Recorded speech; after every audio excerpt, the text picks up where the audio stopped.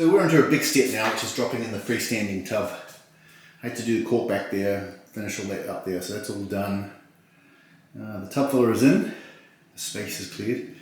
I don't know which video it was, I can't remember, where I put this drain in. Oops, sorry. I'm going to take that red thing out, and then I'm going to go and show you the tub.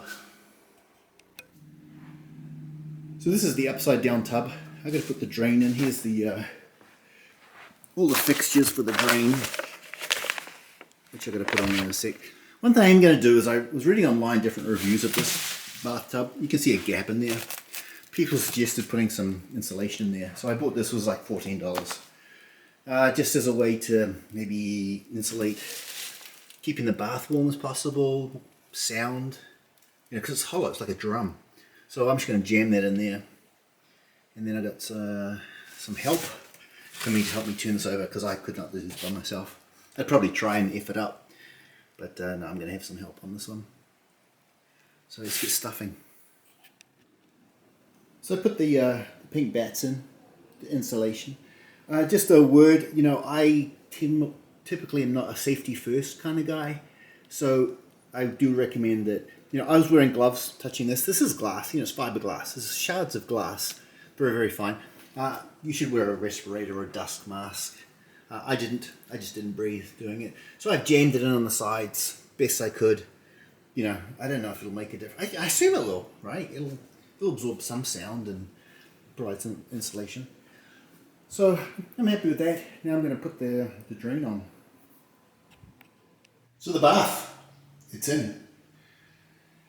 Wasn't too bad. Actually, it's not super heavy. So it was just a case of getting enough people just to drop it in.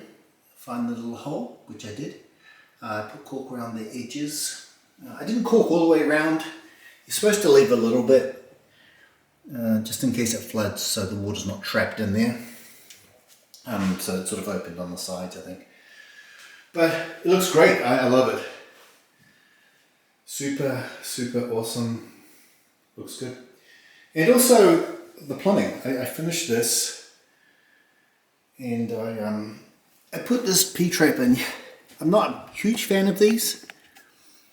I do like the regular P-traps that are, one without the, whatever that is. It just didn't fit. I actually tried to put it in and it actually leaked. So this is the only option. It's only because the countertop is skewed that way to the left, and the way the plumbing was blah blah blah. This is all in, this is all tight. One thing I just do want to show is, I think I picked this up on a long time ago, before YouTube land. In terms of checking for leaks, you put a paper towel here underneath where it could leak, and that'll register any drops. So you can sort of leave that overnight. And that's what I did. I actually did this, came back and it was soaked. It had actually been leaking here. So that's why I had to go and buy the little bendy thing. That's all super tight, hand tight, don't use tools for this. So we'll see, leave it in. But that's the plumbing, it looks good. It's nice, there's a nice pop-up drain. There's none of this, those things in the back, when you got to put it in, there's a pain. But these new ones, and you're thinking, well, what happens if it gets dirty? The whole thing comes out. It's really cool, that. That's a really good feature. So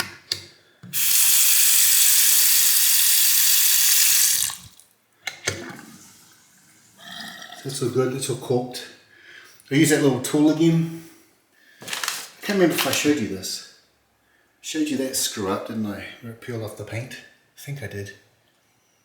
If I didn't, then just ignore that. And I'm trying to mark a position for the mirrors. So the countertop is in. I did check the flooring again with the multimeter. I don't know what I would have done if it didn't work, but you're supposed to check it throughout and it was fine. Got to put all this stuff back in, but getting real close. I also put a coating on the glass. Factory said that they could do it. The guy said we'd charge you $300, or you could buy the same product for Home Depot for $30. It was Endo Shield. involved cleaning the glass and then spraying it on, wiping it on. Apparently lasts for 3 years. Just makes it easier to clean. And then you can see some red, blue bits. That's where I have to touch up paint. That's where some marks are, some blemishes which need to be which need attention. So yeah, mirrors, medicine cabinet to go.